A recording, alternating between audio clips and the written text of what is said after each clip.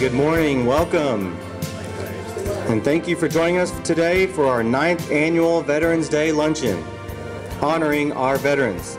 My name is Michael Boyett. I'm the Assistant Director for Parks and Recreation with the City of Friendswood, and we are so glad to have you here.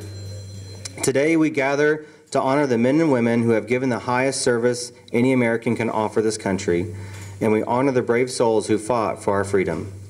Let us join together in expressing our appreciation for the service and sacrifice our veterans have given.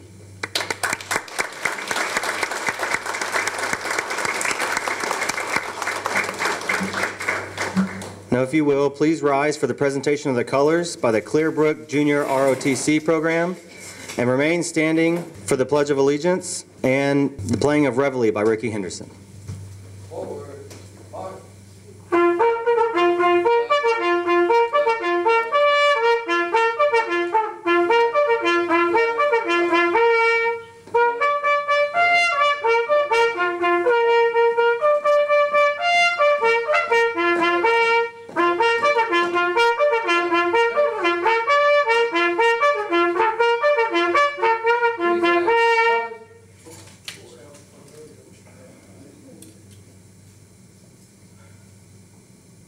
I pledge allegiance to the flag of the United States of America and to the republic for which it stands, one nation, under God, indivisible, with liberty and justice for all.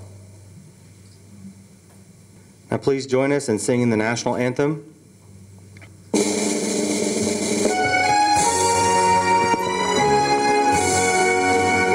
Oh, say, can you see by the dawn's early light what so proudly we hail at the twilight's last gleaming, whose broad stripes and bright stars through the perilous fight o'er the ramparts we watch were so gallantly streaming, and the rocket's red glare, the bombs bursting in air, gave proof through the night that our flag was still there.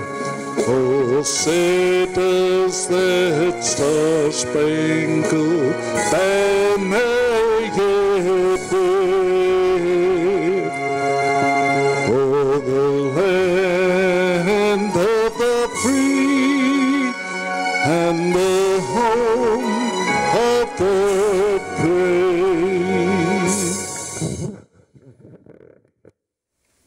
Carry colors. Right face. Forward march. Left, left, left, right. Left, left, left, right. All right, I would like to recognize and thank all the veterans that are in attendance today. So if you've served in the following branches, please stand when your branch is called. The Army.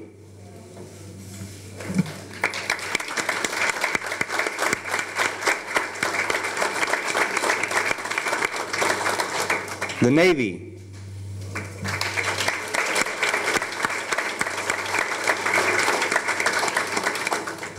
The Air Force.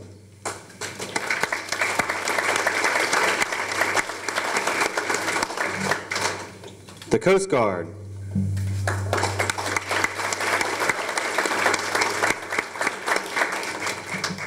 And a happy birthday to the Marine Corps.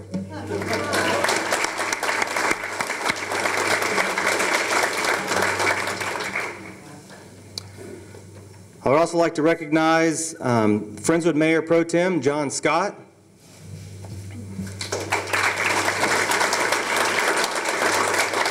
City Councilmember Robert Griffon,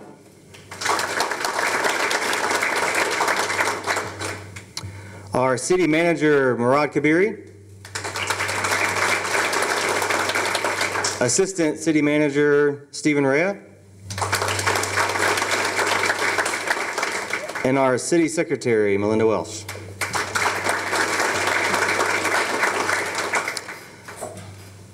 Today's event is possible because of Shalini Poor, Sadadna Katuri, HEB, Gina's Italian Kitchen, and Amada Senior Care. They've donated some of the food and refreshments, cake and dessert for us. So let's give them a big hand. Tell them thank you.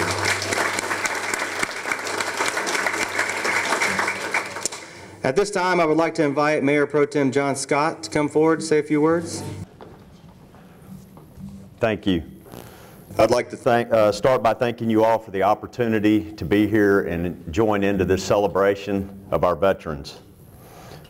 Mayor Mike Foreman was unable to attend as he's out of town on business, but he does send his thank you and wishes that he could be here. He and I would both especially like to express our appreciation to the volunteers, sponsor, and city staff that help put on this great event every year. This coming Sunday, November 11th, marks exactly 100 years since the end of fighting in World War I. The peace treaty was signed the following June. The first Armistice Day, as it was called then, was observed November 11th, 1919. It was intended to be a day, in the words of President Wilson, filled with solemn pride in the heroism of those who died in the country's service and with gratitude for the victory. There would be parades, prayers, and even a brief halt to business in remembrance of those who served. In 1954, after World War II and Korea, President Dwight D. Eisenhower changed it from Armistice Day to Veterans Day to include men and women who had served since World War I. That's what we observe today, a day of remembrance to our veterans. Veterans are drawn from many generations and many different backgrounds. Some charged across battlefields, some fought on the high seas, while others patrolled the dangerous skies. All contributed to the character that is the greatness of our country, America. Today we cannot forget the fight for freedom in faraway places that is yet to be won, while we honor the heroism that has been demonstrated time and again by veterans, from Valley Forge to Vietnam, from Kuwait to Kandahar, and from Berlin to Baghdad. The active military service continues today. Our veterans and their families have both borne the cost of America's wars, and they have stood watch over America's peace.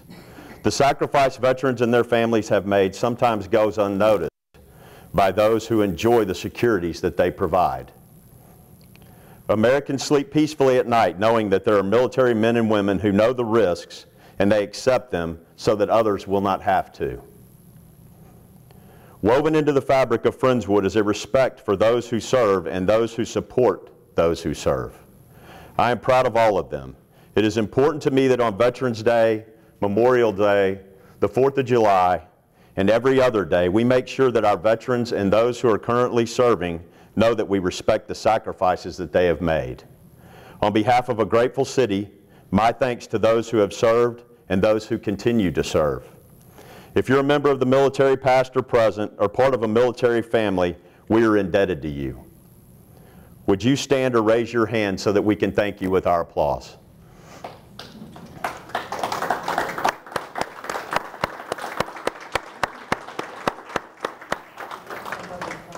On behalf of the city, we thank you and your families for your service and sacrifice. God bless you, God bless Friendswood, and God bless the United States of America.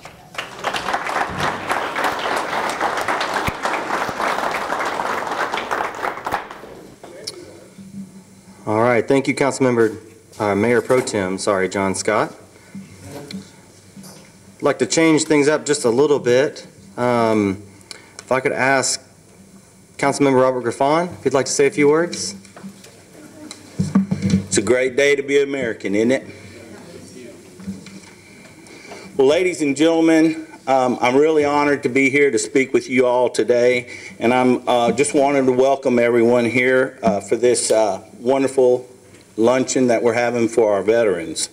We're here today to honor our heroes, to remember their achievements, their courage, and their dedication, and to say thanks to all our service members for their sacrifices they have made and the courage that it takes to defend, honor, duty, country.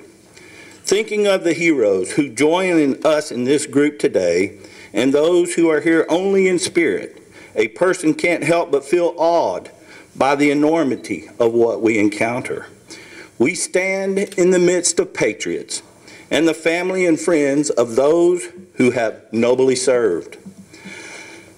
I know all of y'all have already stood up and identified all the military people here today and veterans and people who have served, so I'm not going to ask you to stand up again, but I do want you to know that you have made our armed forces the most respected in the world. And some that have gone unsung are the family members of service members. If you are a family member of a service member, could you raise your hand or stand so we can thank you? We know that you all have lived through some very difficult times, and it's usually you all that carry the burden of keeping the home fires burning at home. The service members that we honor today come from all walks of life, but they shared several fundamental qualities. They possess courage, pride, determination, selflessness, dedication to duty and integrity, all the qualities needed to serve a cause larger than oneself. Many of them didn't ask to leave their homes to fight on distant shores. Many didn't even volunteer. They didn't go to war because they loved fighting. They were called to be part of something bigger than themselves. They were ordinary people who responded in extraordinary ways in extreme times. They rose to the nation's cause because they wanted to protect a nation which has given them and us so much.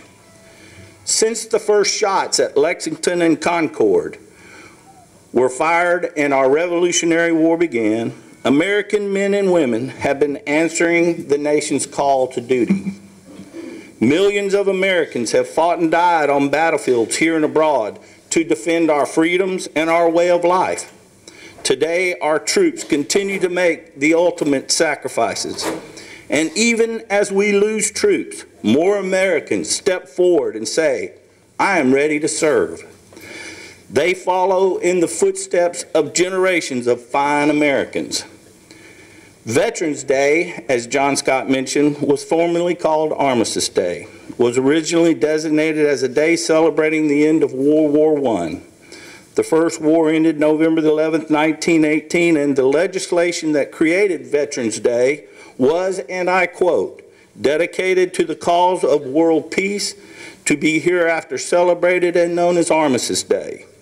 As time went on and we engaged in further conflicts during World War II in Korea, veterans groups lobbied for change. Rather than honoring the armistice and only those who served in World War I, the holiday would now honor all veterans from every war and conflict the United States had encountered. We've honored our troops and their service and their sacrifice ever since. This Sunday, November the 11th, people throughout the country will gather together to remember, to honor, and to pay gratitude to those who have served our country. Our gathering is one small spark in the flame of pride that burns across the nation today and every day. It is not a lot, but it's one small way we can honor those who have made the ultimate sacrifice so that we can live in freedom. Your presence here today and that of the people who will be gathering across America this weekend is a tribute to those who have selflessly served our nation, and to our troops and to our families and those we have lost. It is a way to say we remember. From the soldiers who shivered and starved through the winter of Valley Forge, to the doughboys crouched in the muddy trenches of France, to the platoon who patrolled in the hazy jungles of Vietnam, and the young man or woman patrolling the deserts of Iraq and the mountains of Afghanistan. We remember and honor them all. Thank you for coming. God bless America. God bless this country. God bless our troops. Thank you.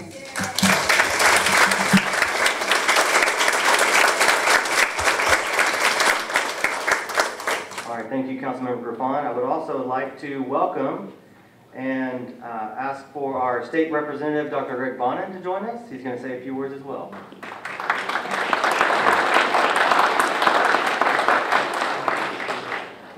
Thank you, Michael. It is an honor to be with you, and one of the things that makes me so blessed and privileged to be able to serve as your representative is this community. I'm fortunate enough to have been a part of this luncheon and this celebration for a few years now, and it's one of the things that makes Friendswood special. Our veterans, the people who have served our country, are the best that our country has to offer. You represent true service, duty, and honor, and you and your families have sacrificed and have stood for what makes this country great and what makes the United States of America a beacon of hope throughout the entire world. And you know, when you listen to some of the discourse that takes place today in our country, I think that too much of that is lost. It's not pride or nationalism, it's a belief in truth, in personal liberty, in freedom, and in human dignity. And those of you in this room have literally been willing to put your lives on the line for that. And I think we also remember today family members. It's really not an easy thing to be the spouse or the child of when your loved one is serving in the military.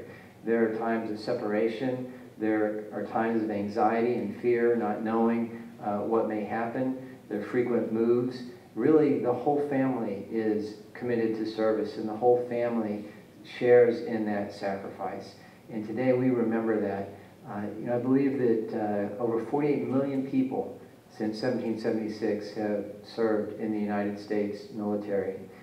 We have over 1 million that have made the ultimate sacrifice. And today we still have with us 26 million plus veterans strong who have given of themselves. And finally, I want to add that I know that your duty has also shaped you, that time of service has helped to form who you are and your character and your belief in what matters and what you stand for. And that's made you leaders in the community when you come back from your time of service. That is something that I saw firsthand with my own dad. And I think I shared with this group a year ago that we had recently lost him, and I didn't realize until after he was gone the impact that his military service had had, not only on him but on our family. And when I think of him, this day is a little bit of an emotional day, more than I would have ever anticipated until he was gone. And so fortunately we had a great relationship. I have no regrets. I was able to tell him that I loved him and appreciated him, but I think it's very, very meaningful that we get together today to do just that, to say thank you to each and every one of you. Thank you to every family member. Thank you for what you have done. We truly appreciate it. May God bless you. May God bless the United States.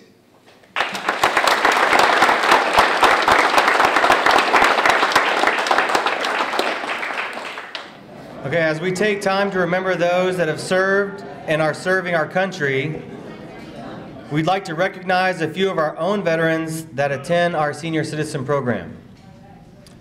First, we'd like to hear from Charles Pendergrass from the U.S. Army. Okay. I think many of us are young enough to remember the Panama Canal Zone. In 1975, 1976, when Jimmy Carter was president, there was a big negotiation going on to transfer the canal zone back to the Panamanians. We all remember that? Well, this is a spy story of what, So this is a spy story about what happened in 75 and 76 during the Canal Zone Treaty negotiations.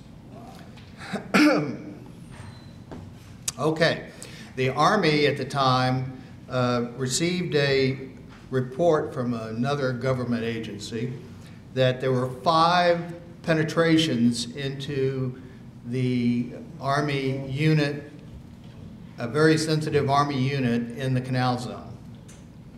At the time, the strong man, if you want to call it that, in charge of Panama was Omar Trujillo's, and his chief of intelligence, the G2 of the La Guardia Nacional, was Manuel Noriega. We all remember that name.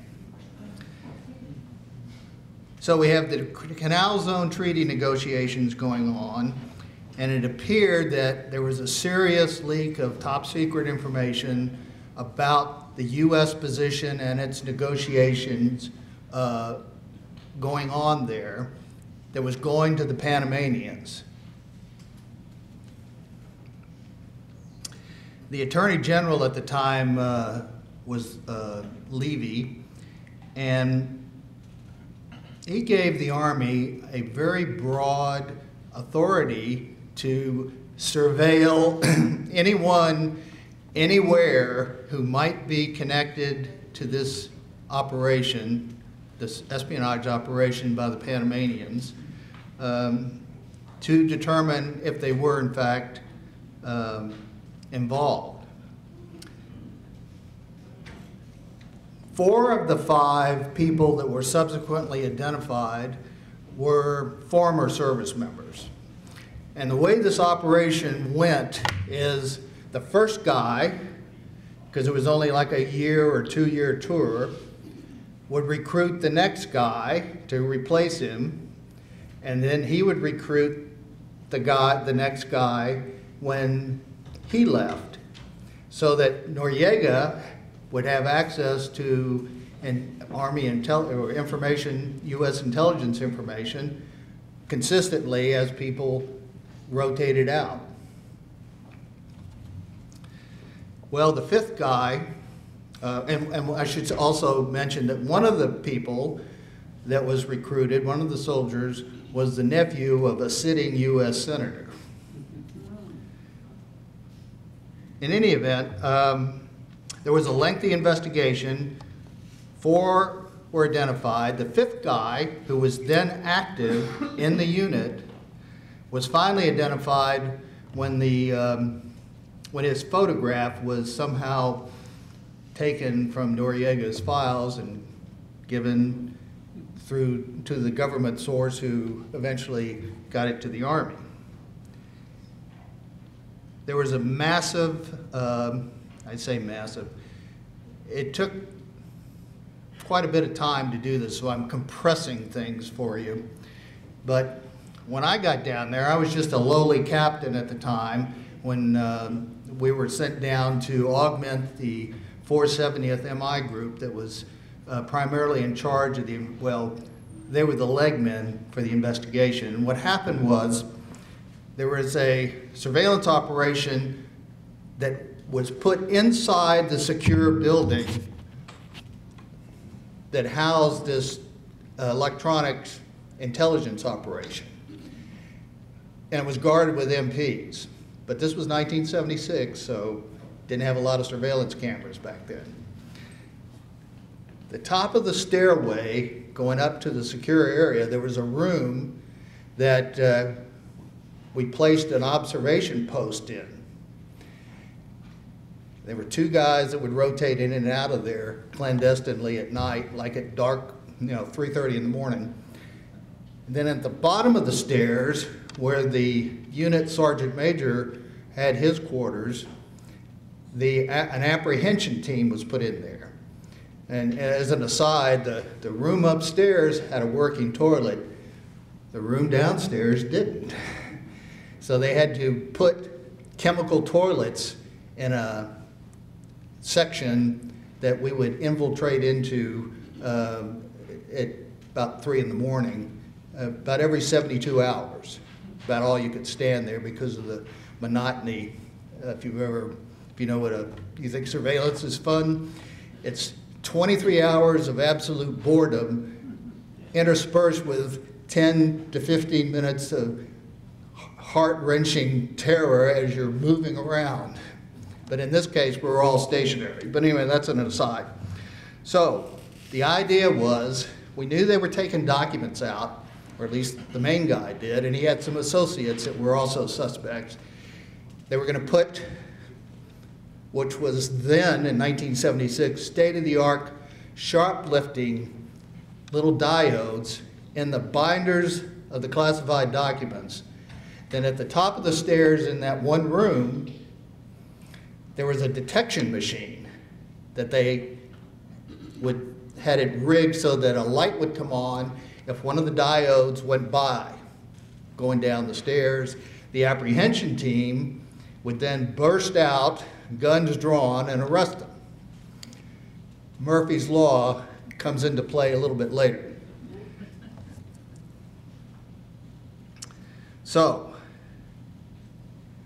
what happened was when I was in the apprehension room, and of course it looked like it was padlocked from the outside, but it was rigged so that the door would just go once we got the alert. And we had a field phone, some of y'all might remember that, strung between the OP at the top of the stairs and the room at the bottom of the stairs, because we couldn't use radios because we were in a shielded area.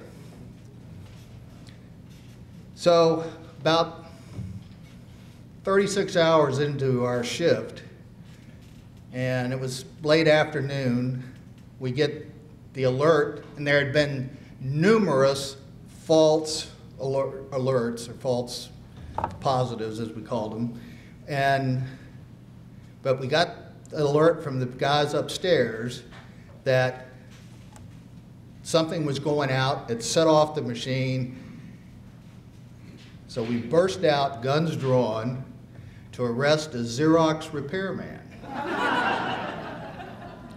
who had come in with his equipment under escort.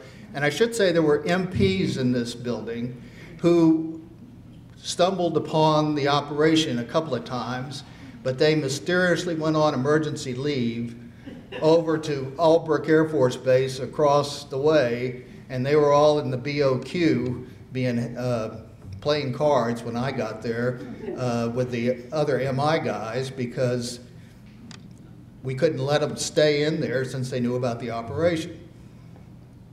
Anyway, we searched the Xerox repair guy, and of course, he doesn't know what's going on. About that time, the main suspect and his other associates come on duty. So the operation is completely compromised at this point. We had no choice but to start interviewing people. Turns out that the Xerox repairman had a device that took a 9-volt battery that he didn't have hooked up when he went into the room or up the stairs and past the machine, but had put it together when he was servicing the machinery, and it was still hooked up when he came down, and that's what set off the very rudimentary shoplifting detection device that we had at that time. So we searched the suspect's, we'll call him David, barracks room, and we found, among other things, 4 $100 bills. Now, many of us who serve know that the government doesn't pay you in $100 bills. And even though in Panama they used U.S. currency, these were pretty not weathered, shall we say.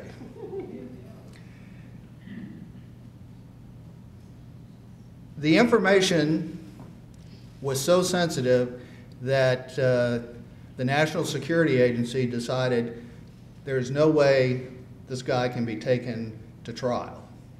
And I should also point out that the Uniform Code of Military Justice at that time did not have a specific espionage clause. That was passed by Congress much later. It does now, of course.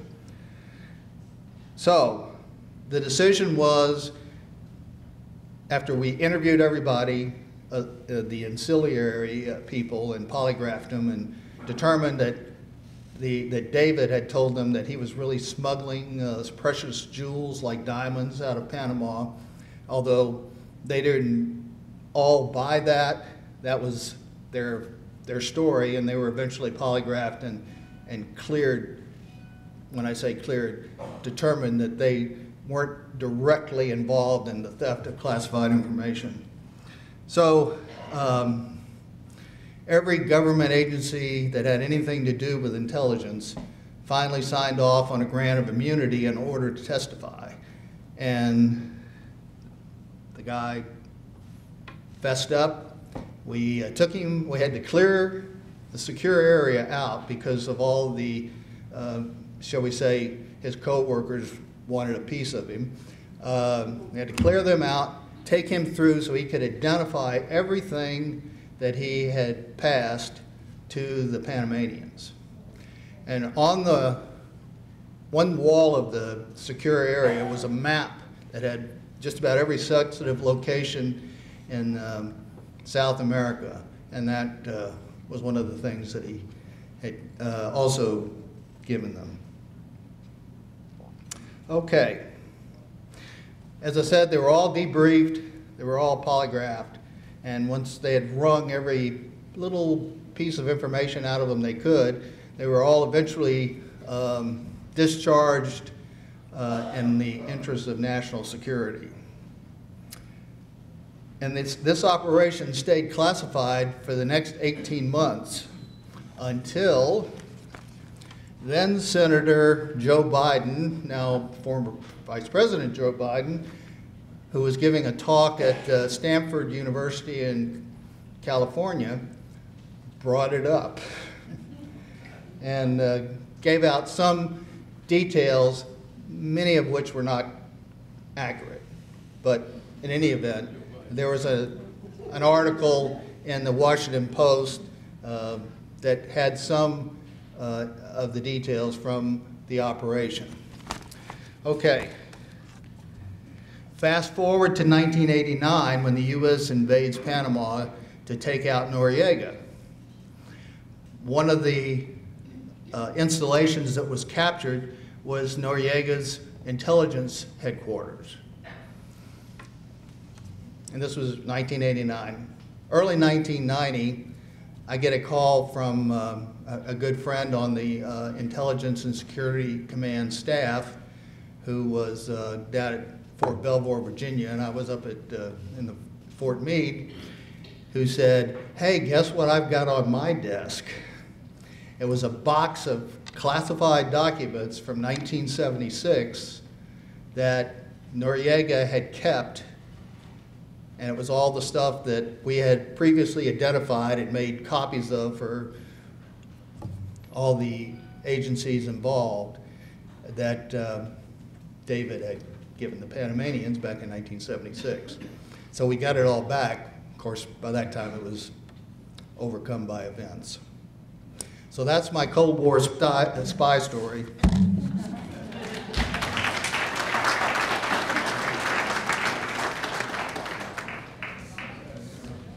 All right, thank you, Charles.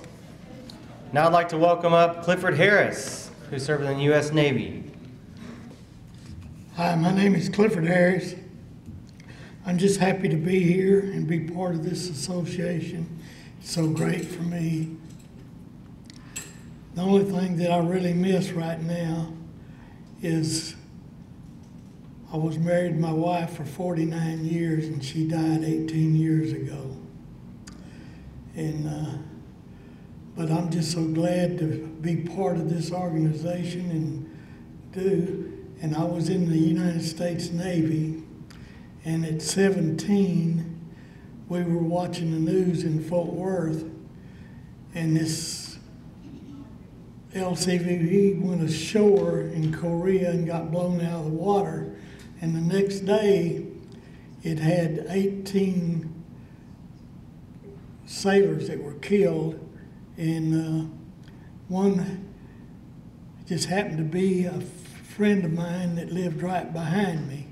He went to the Navy 2 years before I did. And it was really strange to see that.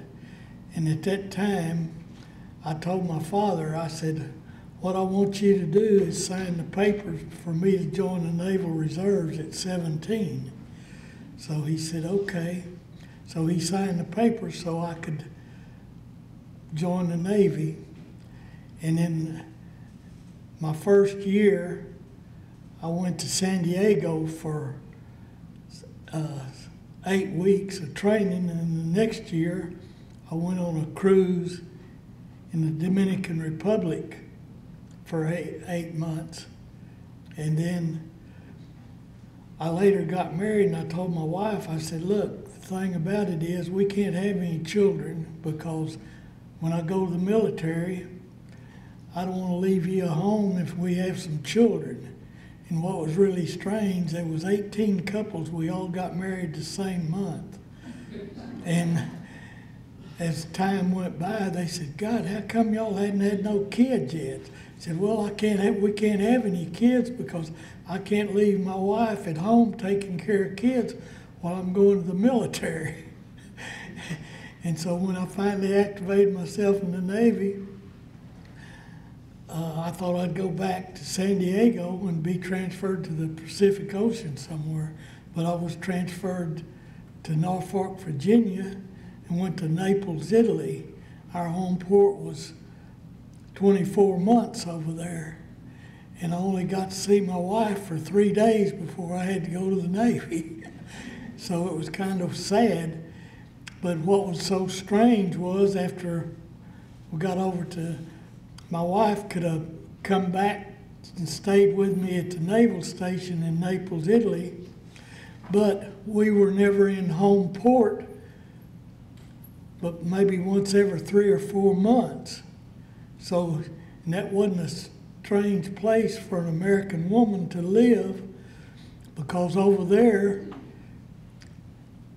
women could not wear short shorts or slacks. They had to wear long dresses to their ankles because that was an Italian law, and same in Spain. And so it was crazy, and even in Greece the same way. So, but after traveling 12 different foreign countries, it was really an experience for me to get through that part, and I really enjoyed it. And then when I had come back, I was working for Acme Brick Company, and they wanted me to go to college full time and work 40 hours a week. And that was kind of strange, but I ended up graduating from college in 3.5 years.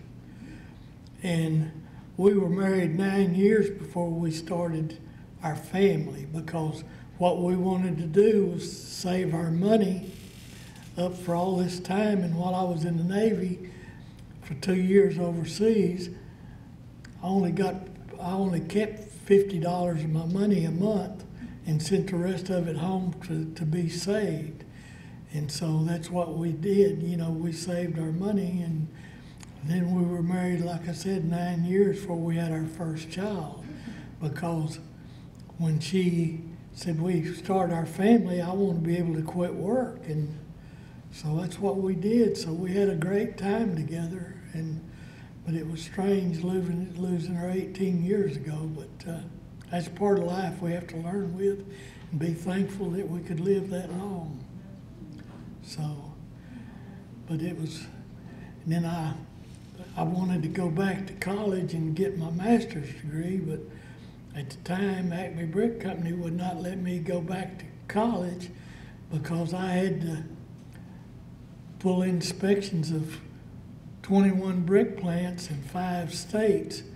And I was gone a lot of times because they'd say, well, you got to go do an inspection to see if the men or women working was either paid by the number of brick they manufactured or paid by the hour, depending on, and that was kind of strange. But we were able to be successful in raising 3 children, and it was one of those great situations. But and we had a happy marriage for a long time, but she's been gone 18 years ago, so it's strange. But I'm just thankful I was able to get through the military and go to college. And I want to thank y'all for letting me get up and say something about my life to y'all, and it was great. Y'all have a great day and enjoy life.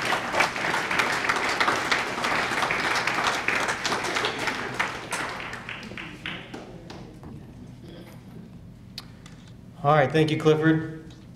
So again, I'd like to thank all of our staff, sponsors, volunteers, especially the Clearbrook Junior ROTC program for being here today and serving everybody. Let's give them a big hand.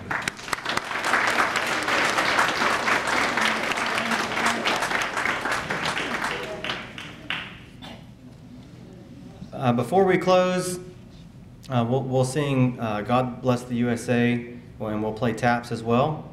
But I would again like to thank all of you for being here. There's indeed a price to be paid in order for us to live as we do, and today we commemorate those that bore that burden. The magnitude of that gift can never be forgotten, nor it should never be taken for granted. So God bless all of our veterans, God bless Friendswood, and God bless America.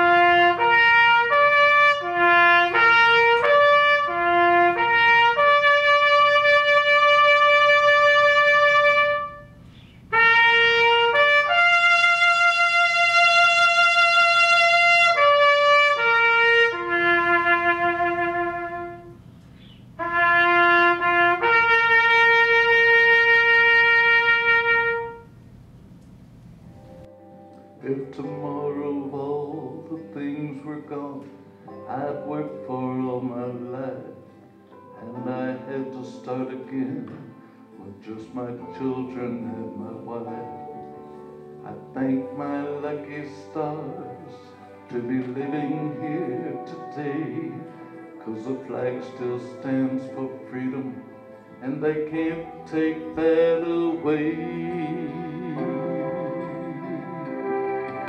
And I'm proud to be an American, where at least I know I'm free. And I won't forget the men who died, who gave that right to me. And I'd gladly stand up next to you and defend her still today, 'cause there ain't no doubt I love this land. God bless the USA.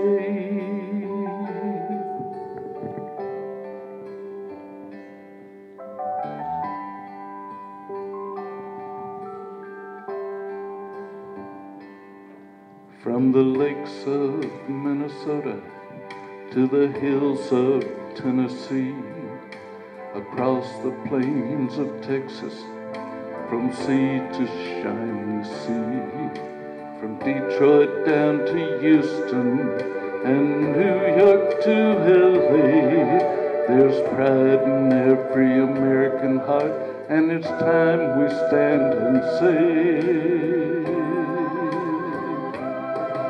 that I'm proud to be an American, where at least I know I'm free.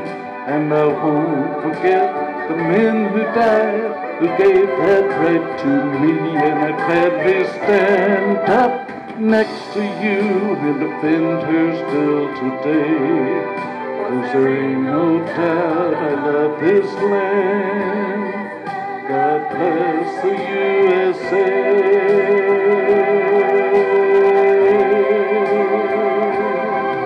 And I'm proud to be an American, where at least I know I'm free. And I won't forget the men who died, who gave that right to me. And I'd gladly stand up next to you and defend her still today, 'cause there ain't no doubt I love this land. God bless the USA.